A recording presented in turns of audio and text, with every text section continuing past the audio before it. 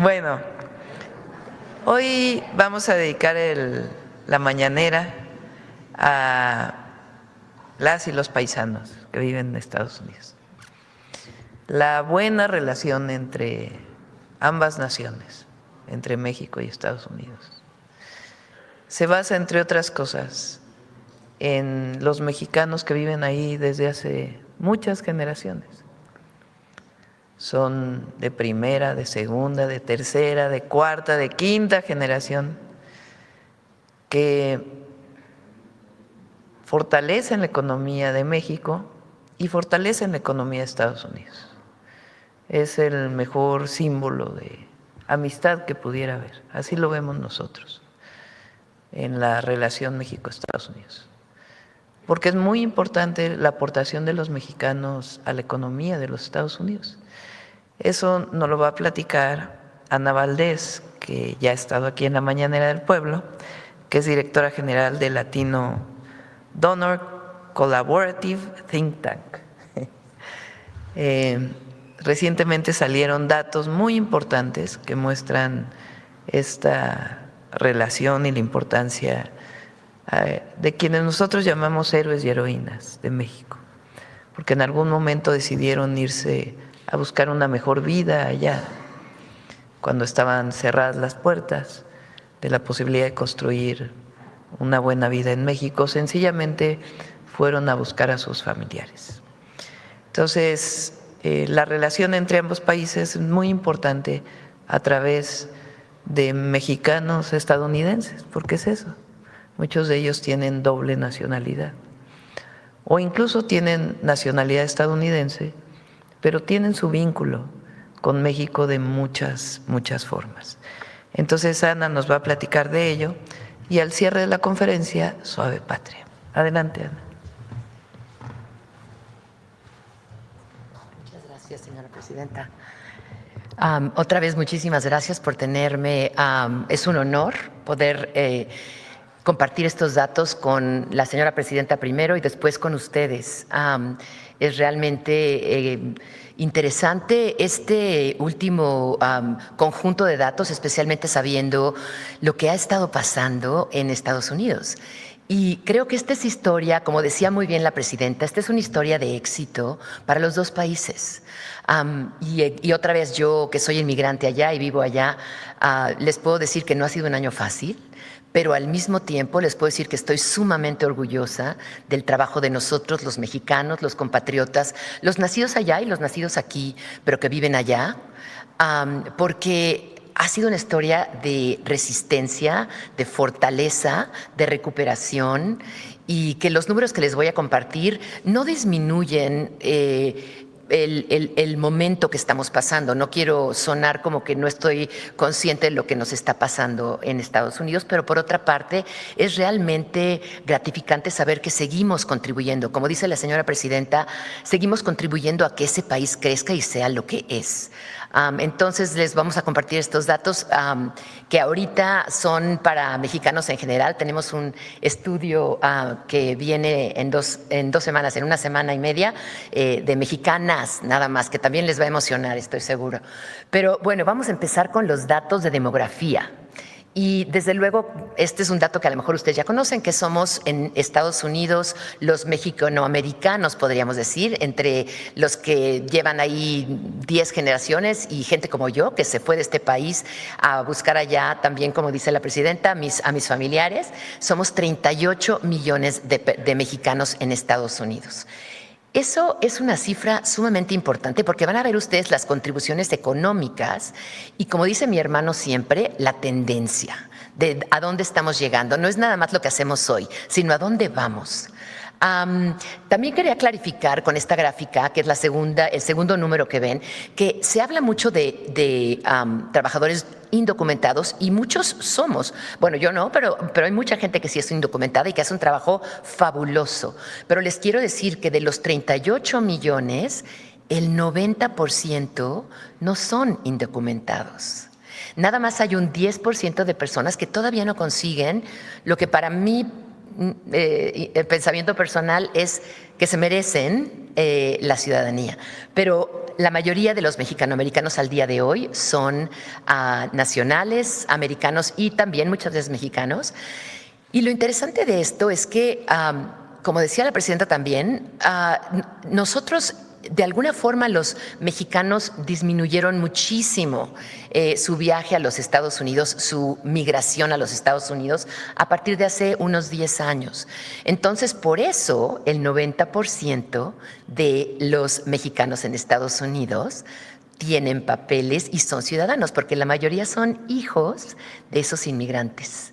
Que ya nacieron allá, son completamente, hablan perfectamente inglés, la mayoría son bilingües y lo que sí son biculturales, que eso es bien importante porque hablando de la amistad que existe entre Estados Unidos y México, eso siempre une, ¿no? Nosotros les llamamos los 200%, porque son 100% mexicanos, pero también son 100% americanos y crean esta paz y esta convivencia que hace posible el crecimiento económico de la comunidad y del país. Siguiente, por favor. Entonces, bueno, un dato que es muy fuerte, yo creo, es que 2.3 billones de dólares del PIB americano son producidos por los mexicanos. Esto tiene muchísimo que ver, no nada más con los trabajos que hacen, sino con el nivel de trabajo y también con el nivel de ocupación. Nosotros los mexicanos somos los empleados en Estados Unidos que más estamos ocupados. El promedio del americano, el 63% de la población tiene un trabajo. En el caso de los mexicanos, somos el 69%. Entonces, todos los que tienen familia o que conocen gente en Estados Unidos han oído cómo a veces trabajamos dos turnos y 3 trabajos y sacamos las cosas adelante y de ahí viene mucho de la prosperidad. Adelante. Bueno, ya sabemos, el crecimiento de la población obviamente viene mucho de la población, del crecimiento del económico, pero lo que es muy interesante es que los mexicanoamericanos no tienen que ser necesariamente ciudadanos, pero los mexicanos en Estados Unidos han crecido casi el doble en la tasa de crecimiento que el resto de Estados Unidos. Por ejemplo, cuando vemos el nivel total de porcentaje de crecimiento del PIB americano, el crecimiento del PIB mexicano es el doble de grande. Entonces, no es nada más que tenemos más hijos, que tenemos más familias, sino también que esas familias están creciendo en movilidad económica. Estamos viendo, no lo tengo aquí ahorita, pero el nivel de graduación de la universidad es altísimo para los mexicoamericanos, especialmente en STEM, por cierto. También es altísimo en el nivel obviamente a nivel un poquito menor, pero en el nivel de doctorados, de maestrías. Esos hijos de inmigrantes que vieron a sus papás hacer los sacrificios para irse a Estados Unidos y darles una mejor vida, están dando resultados. Son trabajadores natos, son leales a la misión de sus papás y a la misión de Estados Unidos.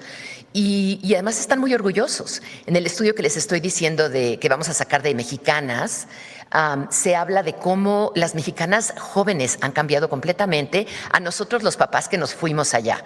A nosotros cuando llegamos nos decían, bueno, yo me acuerdo mucho de cómo me decía mi abuelita, calladita te ves más bonita. Así funcionaba nosotros cuando llegamos, ¿no? O sea, no hagamos solas, tratemos de asimilarnos, tratemos de pasar inadvertidas. Esos hijos de mexicanos que llegaron allá y que ahora están creciendo son completamente diferentes. Son muy seguros, son muy conscientes de que sus papás produjeron muchísimo para Estados Unidos y de que ellos también.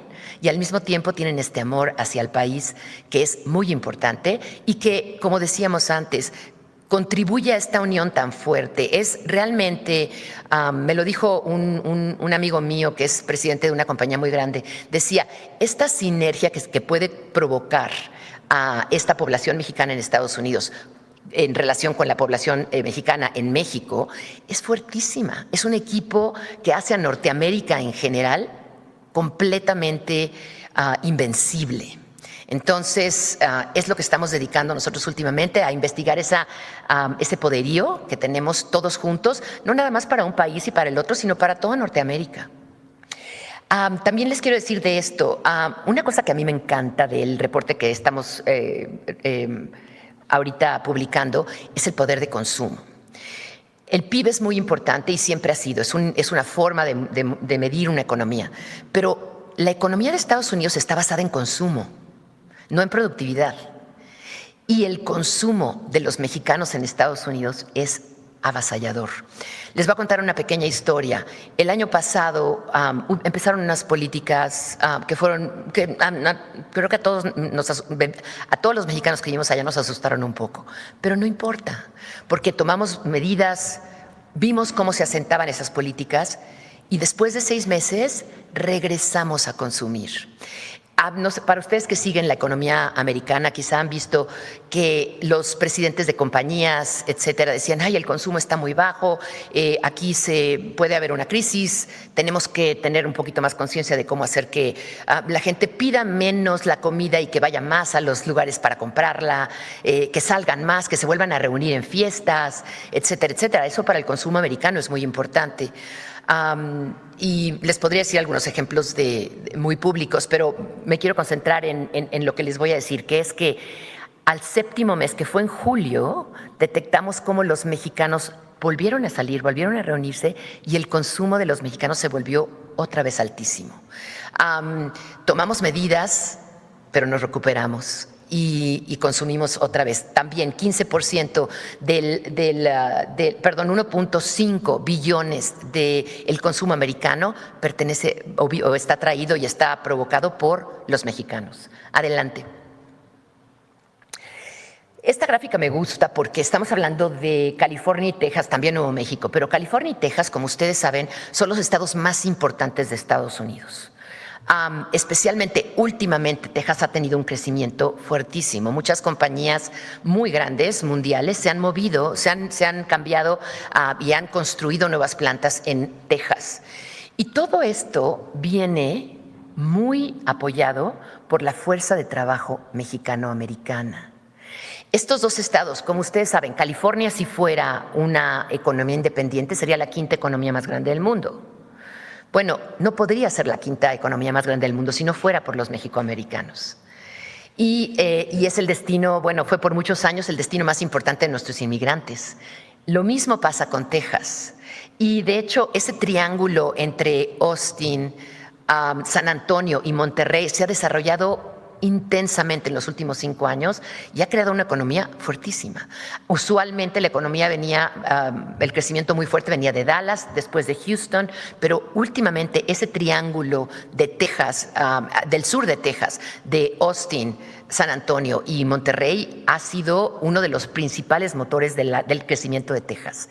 Entonces, hay que acordarnos, Texas es un estado muy grande y obviamente es muy diverso, pero Texas y California son mayoría latinos. Y eso tiene mucho que ver con su riqueza.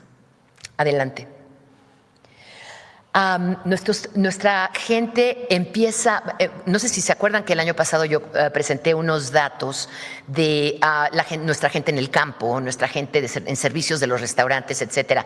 Continuamos siendo muy poderosos y muy importantes para esas industrias, pero ya empezamos a penetrar en industrias mucho más importantes. Les cuento que hace como unos 3-4 meses recibimos una llamada, esto me sorprendió, pero recibimos una llamada de la compañía Mercedes-Benz y nos dijeron, queremos saber más de los latinos, podemos explorar, hacer un estudio. Y yo les pregunté, me parece muy bien, y cuéntenme por qué. Decían, es que no saben la cantidad de mexicanos que estamos viendo que entran a nuestras agencias de coches, porque ya es en español se dice, en inglés, pero en español, se dice la movilidad económica de la comunidad es muy fuerte ahora. Ya no estamos hablando nada más de esa parte en la que a finales del siglo pasado era nada más cierta industria. Y todas las industrias valen muchísimo, pero ya estamos en muchas. Adelante. Vamos a terminar con los emprendedores, con los empresarios, con la gente que crea negocios. Nada más como un dato, el 36% de todos los nuevos negocios de Estados Unidos se crean por latinos y la mayoría son mexicanos. Este es un dato importante porque los latinos nada más somos el 20%, pero estamos creando el 36% de todos los negocios. Y los emprendedores mexicanos específicamente son más en número que los asiáticos o los afroamericanos. Y también eso a veces rompe un mito, las percepciones son diferentes. Y creo que eso es un dato que todos tenemos que tener en mente porque habla otra vez de este poderío que traemos al país de Estados Unidos y que al final también beneficia a todo Norteamérica. Adelante. Termino con esta gráfica que me hace muy feliz porque, para empezar, hablo de las tendencias, que es la palabra favorita de mi hermano. Y entonces, esta tendencia esto marca la tasa de crecimiento de los mexicanos, que es la azul clara, que es la mayor, desde luego, tengo que verlo desde aquí, de los cubanos, puertorriqueños y otros latinos. ¿Se acuerdan la gráfica que vimos hace poquito de California y de Texas? Eso, la mayoría de los mexicanos están en California y Texas. Los cubanos están en Florida, muchos puertorriqueños son Florida y Nueva York, y también Pensilvania, Massachusetts ahora, también mucho. Pero vean la tendencia de la comunidad mexicana en Estados Unidos.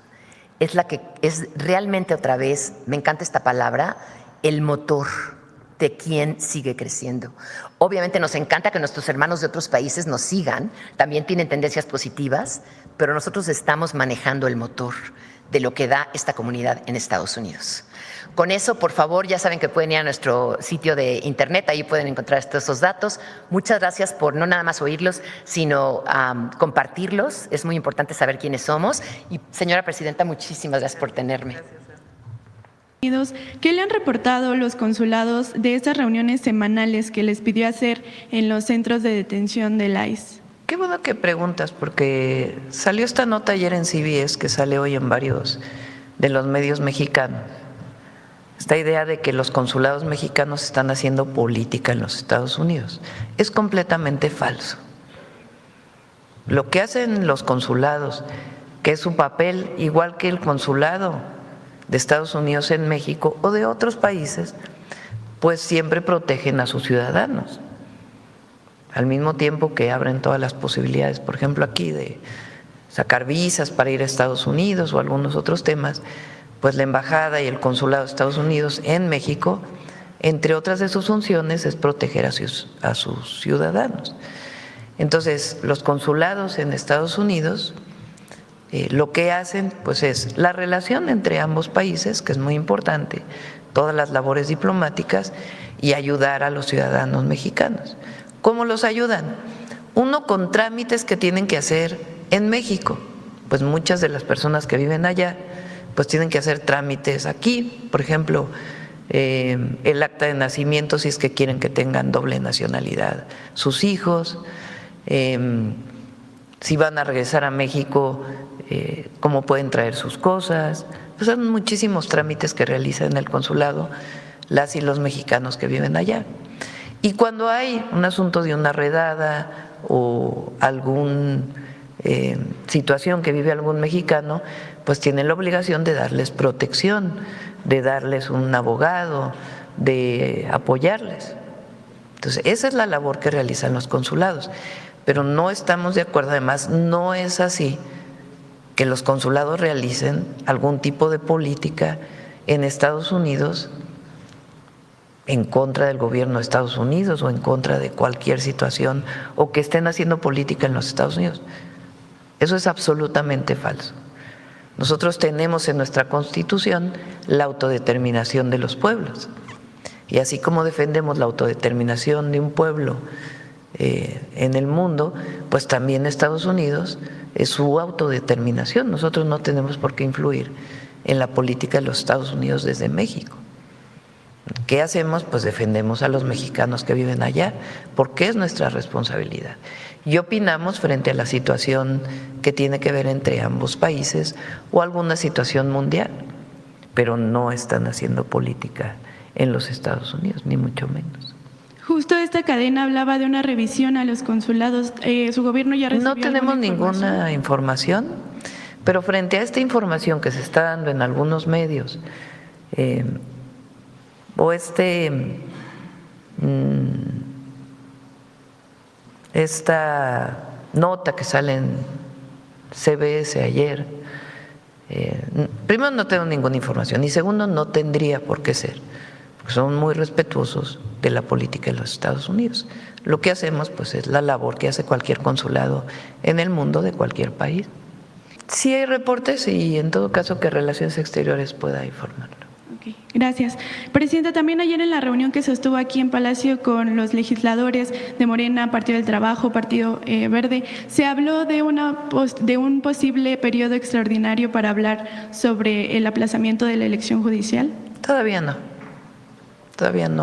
lo tenemos definido. Como les comenté en su momento, Luisa María está haciendo este estudio y ya pronto pues haremos un planteamiento. Ok. También ayer hablaba de este récord de empleos, si nos podría dar la información. Sí, hay muy buenas noticias de abril. Ahí tiene algunas Belmont que justo ahora estábamos viendo.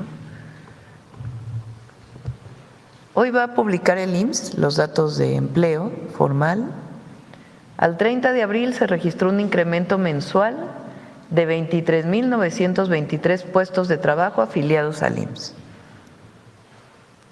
Con ello, la afiliación total alcanzó los 22.748.603 puestos de trabajo, siendo la cifra más alta para un mes de abril de la historia y la tercera más alta para cualquier mes desde que se tiene registro.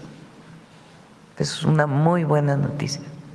La segunda buena noticia, que habla de la dinámica de la economía mexicana: entre enero y abril se vendieron 500.512 vehículos ligeros, la mayor cantidad en la historia en un primer cuatrimestre del año.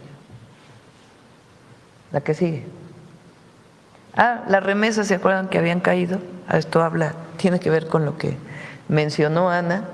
En marzo se recibieron 5.394 millones de dólares, monto que representa el mayor crecimiento desde noviembre de 2024. 4. La inflación se redujo, esto lo mencionamos ayer. En abril la inflación registró 4.45%, lo que representa una reducción tras 3 meses al alza. Y ayer el Banco de México anunció la disminución de la tasa de interés, lo cual pues va a ayudar a las inversiones en el país. Entonces, son muy, muy buenos datos. El tema que voy a abordar con usted, con datos de Naciones Unidas a febrero del presente año, la población de Gaza han perdido la vida, han sido asesinados 72.045 personas en la Franja de Gaza. En los datos de UNICEF, también a febrero de este año, son 21.289 niños y niñas asesinados. Eso nos da un velorio por día durante los próximos 58 años, si hiciéramos un velorio por día. En ONU Mujeres, el dato que informa hasta febrero también de este año, son 38.000 mujeres y niñas que han perdido la vida, que han sido asesinadas por el gobierno de Benjamín Netanyahu en Gaza. Eso nos da un velorio por día en los próximos 104 años. El genocidio se sostiene, es sostenido contra la población palestina en Gaza. Hay otra vez una Global Sumu Flotilla que partió el 12 de abril, que fue detenida en aguas internacionales, pero muy retirado, más de 1.000 kilómetros de distancia de Gaza. Esta flotilla fue interceptada, fueron 22 embarcaciones interceptadas, fueron sujetas a tortura y maltratos crueles e inhumanos, entre ellos una mexicana también, Abril Rojas Ángel, que ya se encuentra acá, que hicieron las gestiones los embajadores, el embajador de Grecia particularmente. Hemos documentado, y la Global Sumu Flotilla ha documentado tortura sexual, no solamente tortura física, contra hombres y mujeres que fueron detenidos de forma ilegal en aguas internacionales a la altura de Grecia. Hoy salieron nuevamente, hace pocas horas partieron de Grecia la Global Sumu Flotilla con 38 embarcaciones, más otras 20 que se estarán incorporando, se dirigen hacia Turquía y ya de ahí tomarán una decisión final para intentar llevar la ayuda humanitaria a la Franja de Gaza hacia el pueblo palestino y abrir este corredor humanitario. El día de ayer hubo una conferencia de prensa aquí en el Club de Periodistas de la Global Sumu Flotilla y se está solicitando los familiares de esta flotilla y la Global Sumu Flotilla México un encuentro con usted, una entrevista con usted, y quisiéramos saber si eso es factible, porque ahorita otra vez se corre el riesgo de una intercepción ilegal y quisiera saber si usted está en disposición de atender a los familiares de esta flotilla. Sí. Primero, siempre nos hemos manifestado en contra del genocidio en Gaza. Segundo, somos el gobierno de México que por primera vez reconoció como embajadora o a la primera embajadora de Palestina en México, no una representante diplomática, sino una embajadora como tal. Y siempre hemos pensado que debe darse todo el apoyo para que Palestina sea reconocido en toda su amplitud como un país, como un Estado. Y que, como dice nuestra Constitución, debe reconocerse como Estado su autodeterminación y que se construya la paz en esa zona. Esa siempre ha sido nuestra posición y la defendemos. A ti te tocó estar en una de las flotillas y siempre buscamos la protección de los mexicanos. Así como se mencionó en el caso de los consulados, nuestra obligación siempre es proteger a los mexicanos en cualquier situación. Puedo recibir a los familiares de quienes van en esta flotilla, sobre todo con la visión de la protección de los mexicanos y las mexicanas que van en estos barcos, buques de ayuda humanitaria. Entonces podemos recibirlos. Hoy le di instrucciones a Roberto Velasco que hablara con los familiares para que por lo menos el secretario de Relaciones Exteriores esté en contacto y en todo caso ver si nos podemos reunir. Siempre vamos a estar a favor de la defensa de las niñas y los niños en el mundo entero. Ninguna guerra puede pasar por encima de la infancia, de las mujeres, de la población civil. Usted sale a Sonora este fin de semana. ¿Sería factible el lunes poder tener un encuentro con usted? Pues vamos a ver cuándo. ¿Sí? Por lo pronto que hable el secretario de Relaciones Exteriores con ellos y ya nos ponemos de acuerdo. El presidente español, Pedro Sánchez, y el presidente Ignacio Lula de Brasil han hecho también denuncias porque hay dos compañeros que fueron secuestrados a 1000 kilómetros, que es Tiago, que es brasileño, y Saif, que es español. Están sujetos a torturas inhumanas e incluso están en huelga de hambre y uno de ellos ya entró en huelga de sed también, de agua. Hay un riesgo muy fuerte sobre la condición de la vida de ellos. ¿Tendría usted unas palabras con respecto de estos ciudadanos? El respeto a los derechos humanos siempre. Y la liberación la libertad, de ellos. pues sí. Liberación y además el respeto a los derechos humanos. Eso está por encima de todo. Gracias, Presidenta. Celsin Juárez, de noticiasdefrente.com. Presidenta, ayer se publicó la ley de feminicidio en el Diario Oficial de la Federación. Usted incluso ayer agradeció en la mañanera el trabajo legislativo que se ha hecho para dar pie a esta ley con estas reformas que se han aprobado. ¿Qué significa para México, Presidenta, para las mujeres, para las familias víctimas de feminicidio? Falta la ley. Hasta ahora lo que se reconoció en la Constitución es que puede haber una ley general para atender a las víctimas y al delito de feminicidio. Ahora viene la ley general. ¿Qué quiere decir una ley general? Que todos los estados tienen que adoptarla. Cuando nosotros estuvimos en la Ciudad de México, Ernestina Godoy desarrolló un mecanismo para erradicar la impunidad relacionada con casos de feminicidio. Es una forma de investigación y de protección a las familias de las víctimas y a la propia víctima para que haya justicia en estos casos. Este mecanismo que desarrolló Ernestina y que se ha ido perfeccionando, queremos que esté en todas las fiscalías del país. Que nunca más a una mujer se le juzgue cómo iba vestida, si había ingerido bebidas alcohólicas frente a la violencia feminicida.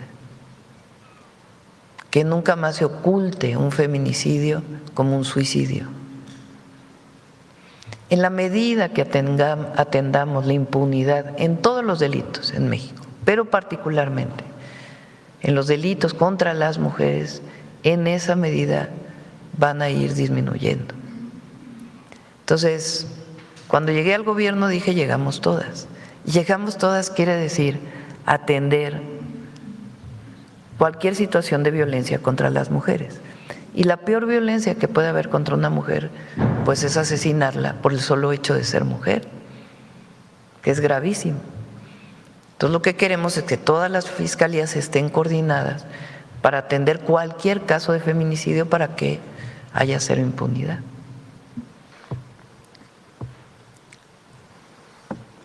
Con el gobierno de Estados Unidos, desde que entró el presidente Trump,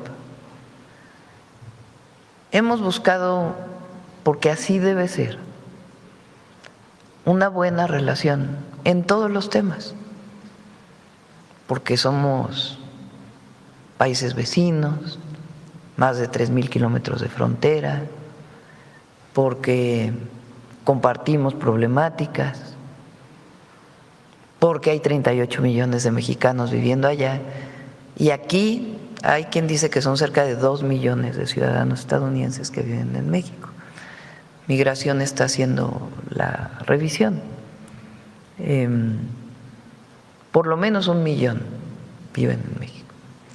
Somos socios comerciales, la integración económica de ambos países es muy grande, lo cual beneficia a Estados Unidos y beneficia a México. Y hemos buscado siempre una buena relación. Siempre hemos dicho, y se lo he dicho personalmente al presidente Trump, y eso ha permitido establecer una buena relación, que nosotros somos un país que queremos una relación de iguales, que demandamos respeto, igual que ellos demandan respeto de nosotros, y que nuestra relación se basa en el respeto a nuestras soberanías, a nuestra territorialidad, y que lo que tiene que ver con el tráfico de drogas y el tráfico de armas, en primer lugar hay que atender las causas. Como lo dije ayer, a mí me parece muy, muy relevante que un documento que salió publicado hace 4 días de la estrategia de Estados Unidos frente a el problema de las drogas, por primera vez reconocen, y esto es muy importante, el consumo de drogas en Estados Unidos y atenderlo no solamente evitando la llegada de drogas de otros lugares a Estados Unidos, sino atenderlo desde la perspectiva de salud pública. Eso es algo que nosotros siempre lo hemos mantenido y que nos da mucho gusto que lo hayan reconocido en su estrategia. De igual manera nos da mucho gusto, porque ha sido también tema de conversación con el presidente Trump, que reconozcan la importancia de evitar el tráfico de armas de Estados Unidos a México para no fortalecer a los grupos delictivos en México. Entonces, esto es muy bueno. Y eso es lo que hay que poner en el centro. los avances que hemos tenido en la coordinación. Habrá algunos de aquel lado de Estados Unidos y de este lado que no quieran que haya una buena relación entre ambos gobiernos, pero yo estoy segura que se van a quedar con las ganas. Los mexicanos que van allá a Estados Unidos a hablar mal del gobierno de México, pues no tienen ningún futuro en México ni en Estados Unidos. Algunos grupos en Estados Unidos que buscan que haya una mala relación con México, pues yo creo que también se van a quedar con las ganas. Porque lo que hay que poner, respetando nuestra soberanía, nuestras leyes, nuestro territorio, lo que hay que poner siempre pues es buscar una buena relación. Y hasta ahora el presidente Trump con nosotros ha sido muy respetuoso. ¿Qué le demandamos siempre a él? Pues que los mexicanos que viven allá sean también protegidos y reconocidos. Preguntarle si va a buscar en un futuro, en los próximos días, algún diálogo con el presidente de Estados Unidos, Donald Trump. Sí, hablamos muy seguido con el presidente Trump y podemos hablar pronto. Tenemos muchos temas en común, entre otros, pues, los mexicanos que viven allá, y también el tema comercial y muchos otros temas. Y esa relación la queremos mantener, eso es muy importante. Nosotros no estamos de acuerdo, no necesariamente tenemos que estar de acuerdo en todo, el gobierno de Estados Unidos y el gobierno de México, y tenemos que manifestarlo cuando no estamos de acuerdo. Pero eso no quiere decir que no busquemos una buena relación. Pues siempre digo, nosotros lo que recibimos fue de una oficina del Departamento de Justicia de los Estados Unidos, a través de Relaciones Exteriores, una solicitud de detención urgente con fines de extradición de 10 ciudadanos mexicanos. Ante ello, Relaciones Exteriores, con apoyo de la Fiscalía, respondió que se necesitaban más pruebas, que con lo que se había presentado no era suficiente para esta detención urgente. Pero así lo vemos, fue una oficina del Departamento de Justicia. Y sí hay quien quiere que no haya una buena relación aquí. Pues, o sea, buscan la oposición en México, los comentócratas, además de las mentiras que dicen, porque dicen una cantidad de mentiras impresionantes, o sea, parece como si estuviera los conductores metidos en la reunión de seguridad, grabando las conversaciones e inventando, ¿no? ¿Quién es su informante? Porque la verdad pues es muy mal informante, porque no tiene nada que ver con lo que ocurre en el gobierno. Es como cuando inventaron que había un problema en el área de comunicación social del gobierno. ¿De dónde sacaron eso? Es lo mismo que en el gabinete de seguridad se discutió que la presidenta está muy tensa porque, ay, por favor, son puras invenciones. Invenciones del presidente López Obrador. Ayer el Universal sacó unas cosas, la verdad, sin ninguna fuente, de los hijos del presidente López Obrador. Bueno, ¿cuáles son sus fuentes? Se le contestó Andrés Manuel López Beltrán a Loret de Mola, como diciéndole, oye, que había recibido dinero de no sé qué grupo de la delincuencia organizada. Bueno, por Dios, ¿todo para qué? Para buscar un enfrentamiento entre el gobierno de México y el gobierno de Estados Unidos. O que desde Estados Unidos generen una condición de mala relación con México. Ahí van a hablar en Fox News, ayer estuvo Lili Telles, no sé en qué medio, en California, primero diciendo mentiras y segundo, ¿qué busca? O sea, ¿para qué se vaya? Porque no le habla a los ciudadanos mexicanos que están allá y que votan aquí, no le habla no sé a quién en Estados Unidos.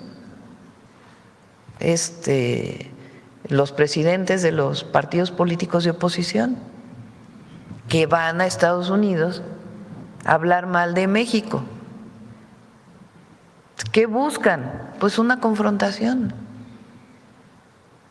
Pero pues hemos tenido muy buena relación hasta ahora. Ahora sí que qué necesidad, como diría el querido Juan Gabriel. Entonces, son grupos que no quieren que haya una buena relación. Nosotros siempre vamos a defender la soberanía, vamos a defender el derecho de México, vamos a defender el cumplimiento de la ley, vamos a solicitar pruebas cuando se presente una situación como la que vivimos. No queremos injerencia en los asuntos políticos de México porque no la debe haber. Pero eso no quiere decir que no busquemos siempre una buena relación por el bien de los mexicanos que viven allá y por el bien de la relación de ambos países, siempre diciendo lo que pensamos sin bajar la cabeza, con orgullo de ser mexicanas y mexicanos, con dignidad, defendiendo a México, pero buscando una relación cordial y manifestando cuando no estamos de acuerdo, así como ellos pueden manifestar cuando no están de acuerdo, pero eso no quiere decir otra cosa. Entonces, lo que vivimos ahora con el gobernador con licencia de Sinaloa y otras 9 personas, pues nosotros lo que actuamos es diciendo pruebas. Lo que vivimos en Chihuahua, que 2 ciudadanos norteamericanos participaron en un operativo en Chihuahua, ¿qué es lo que dijimos? Pues eso no está bien, no está bien. Estados Unidos, porque ese no es el acuerdo, y además nosotros tenemos leyes y una constitución que hay que respetar, pero sobre todo no está bien a las autoridades de los estados, particularmente el estado de Chihuahua, que incumplan con la ley, porque ellos conocen la ley. Es decir, sobre todo es a las autoridades mexicanas y con la nota diplomática particular a Estados Unidos, para que se conserve la buena relación, que se respete, que nos respetemos mutuamente. Entonces, han querido tomar esta situación ahora como la gran afrenta al gobierno de México. ¿Qué hacemos nosotros? Cabeza fría. Imagínense si nos aceleramos frente a una situación así. No, es saber qué es lo que hay que hacer, pedir pruebas. ¿Qué es lo que tiene que hacer en el caso de Chihuahua? Fiscalía ve si se violó la ley o no, si hay algún delito que perseguir. Así de sencillo, sin más, sin otra cosa. Presidenta, ya nada más para precisar, en el próximo diálogo que se dé con el presidente de Estados Unidos, Donald Trump, usted pondrá sobre la mesa este tema de Sinaloa. O sea, usted hablará de esto. Bueno, para eso hay un secretario de Relaciones Exteriores que está hablando con el embajador o con las autoridades de Estados Unidos. Pues para eso existe la Secretaría de Relaciones Exteriores. Yo espero que tiene su vía. ¿Por qué? Porque tiene que ver con una oficina del Departamento de Justicia de Estados Unidos, a la cual se le están pidiendo pruebas. Entonces, por eso yo dije, a ver, si es un asunto judicial, que se cumpla con la ley. Si es un asunto político, eso es otra cosa. Y entonces ahí sí, pues no queremos injerencia. Así como ellos no quieren injerencia en la selección de México en las elecciones de Estados Unidos, tampoco queremos que usen a México para la elección de Estados Unidos. Así también nosotros pedimos que las elecciones en México pues se desarrollen sin injerencia de ningún país. Igual se lo decimos a la presidenta de la Comunidad Española. O sea, viene aquí a pedir inversiones o algunas otras cosas, está muy bien. Pero si su interés es político, pues tiene derecho a venir a hablar. No vamos a coartar su libertad de expresión. Ahora, no creo que le sirva a quien la trajo, pues porque no va a ayudar que hable de Hernán Cortés y la conquista para ganar una elección en nuestro país. Pero pedimos siempre respeto, igual que ellos piden respeto. Entonces, esa es nuestra posición y siempre va a ser nuestra posición esa, con dignidad, con la dignidad que tiene el pueblo de México. Con esa misma dignidad, la representante del pueblo, que es la presidenta, pues se presenta ante todas las naciones del mundo, con mucha dignidad, pidiendo siempre respeto, pero buscando siempre que no haya confrontación, sino una buena relación y la solución de cualquier problema. Es un tema judicial, que presenten las pruebas. Gracias, presidenta. ¿Qué dice Saruca? No sé si ya vio lo que publicó. Oigan, ya son 9:12. No sé qué publicó Saruca, no lo he leído. Acusándolos de que están haciendo política. Bueno, imagínense, pues, ¿cómo un mexicano va a acusar de que los consulados están haciendo política en Estados Unidos? O sea, por favor, está mal eso, está mal. Entonces, los consulados, todos los cónsules deben respetar la política en Estados Unidos, no deben intervenir en la política de los Estados Unidos, es en la instrucción que tienen del secretario de Relaciones Exteriores y de la presidenta. Ahora, sí tienen la obligación de proteger a los ciudadanos mexicanos, porque esa es su función, y de reunirse con ellos y de buscarlos cuando estén en las filas y de atenderlos bien y de buscar la protección de sus derechos humanos siempre. Y así actúan. No tenemos ninguna queja de algún consulado que esté haciendo otra cosa. Todo lo demás pues es más bien propaganda, no tiene que ver. Sí, pues está mal, pero no lo ve bien tampoco ni los mexicanos tampoco. Bueno, ya vámonos. Los dejo y me voy aquí con el 10 de mayo con mi mamá, la voy a ir a ver a su casa. Vamos a Sonora, regresamos como a las 4 de la tarde, creo, más o menos. Y de ahí me voy a ir a ver a mi mamá. Gracias. Felicidades a todas las madres. Feliz 10 de mayo. Felicidades a todas. Los dejo con Suave Patria. Gracias.